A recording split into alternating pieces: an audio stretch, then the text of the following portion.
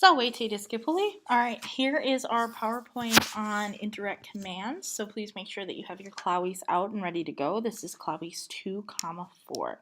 So indirect commands, off we go.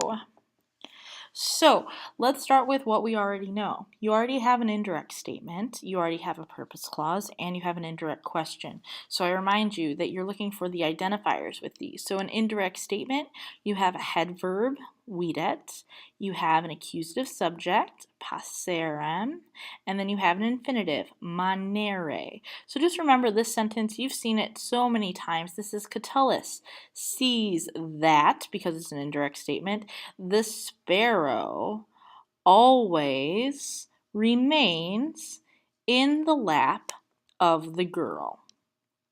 So those are your indirect statements. Your purpose clause, now that is the newer one-ish. I remind you that to have a purpose clause, you're indicating purpose, and you have an ut plus a subjunctive form.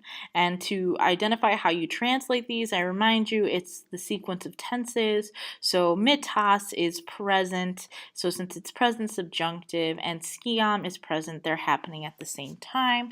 So your sentence reads, you should send a letter so that, because it's a purpose clause, I may know that you are well. And remember, this sentence here, this skiam is a head verb, the te is an accusative subject, and valere is the infinitive. So this is a purpose clause with an indirect statement. Yay! All right, the indirect question, that is the newest one. Sorry about that before. You have tum costas intellexerunt quanta esset claudes.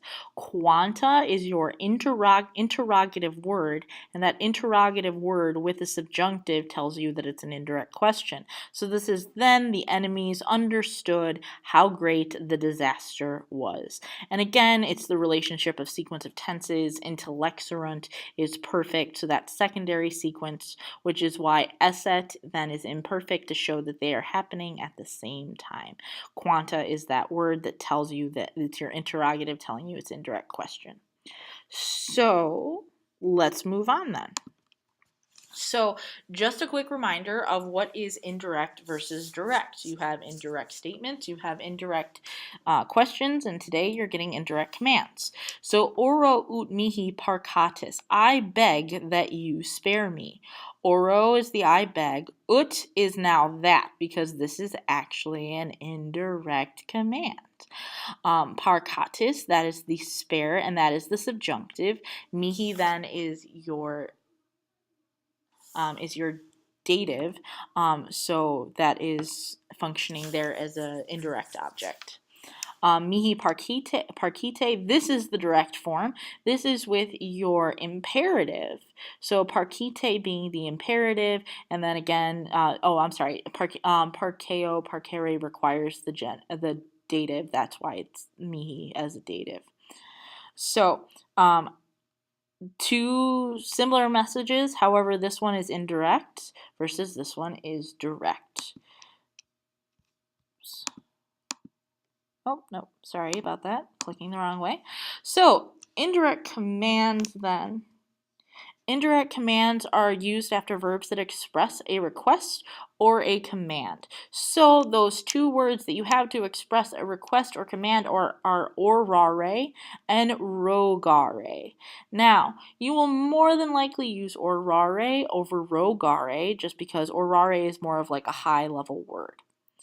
So what you're looking for then from the main clause is you're looking to tell, are you primary or are you secondary?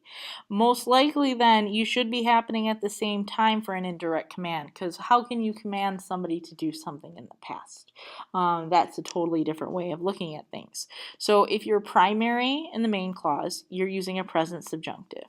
If you're secondary in the main clause, you're using an imperfect subjunctive. So let's make some direct statements indirect. So scribe epistulam. So scribe epistulam is just send a letter. Now if you add orote, so orote, add the ut because it's an indirect indirect command, ut, and then your subjunctive, so scribe, the imperative, changes to present subjunctive because oro is present. So present subjunctive, second person singular because you're commanding a you. And now it changes to I ask you to write a letter. So write a letter versus I ask you to write a letter.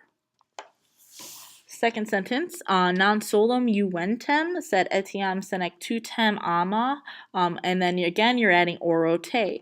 So to form these, you just add oro te, you add an ut, and then notice everything after it is the same except for your imperative. The imperative will become your subjunctive. It'll still be second person singular from this te, because I ask you.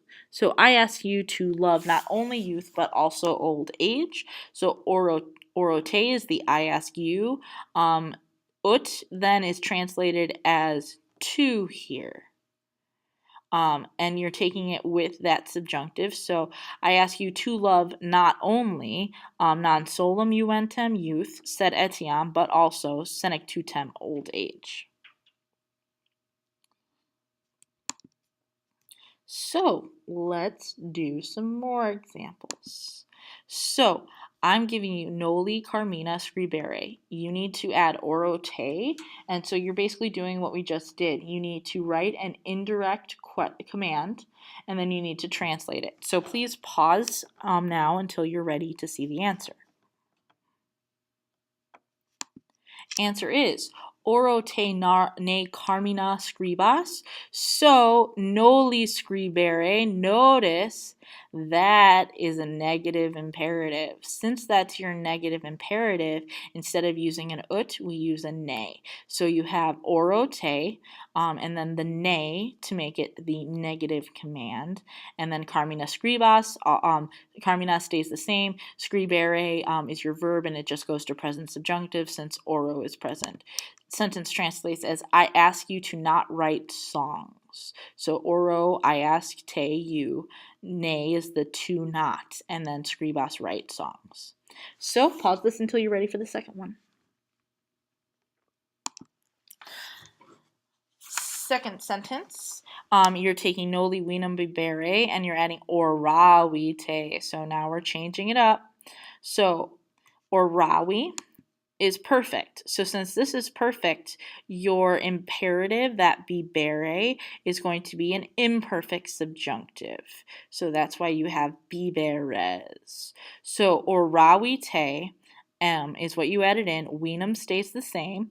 Noli tells you that you want a ne instead of an ut. And bibere, you just put an S on it because it's still you as the person that you're talking to. Sentence translates as I asked you to not drink wine. So pause until you're ready for the next sentence.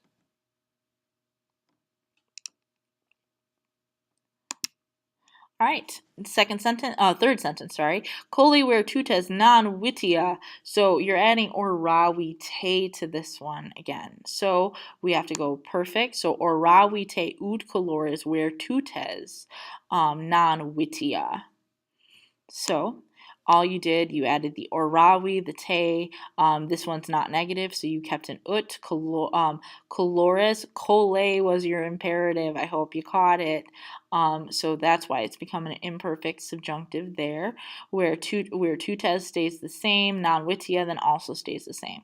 So I asked oravi te, you, to worship. The ut is giving you that to. Colores is the worship. And then where tutes is virtues, not vices. So pause until you're ready for the fourth sentence.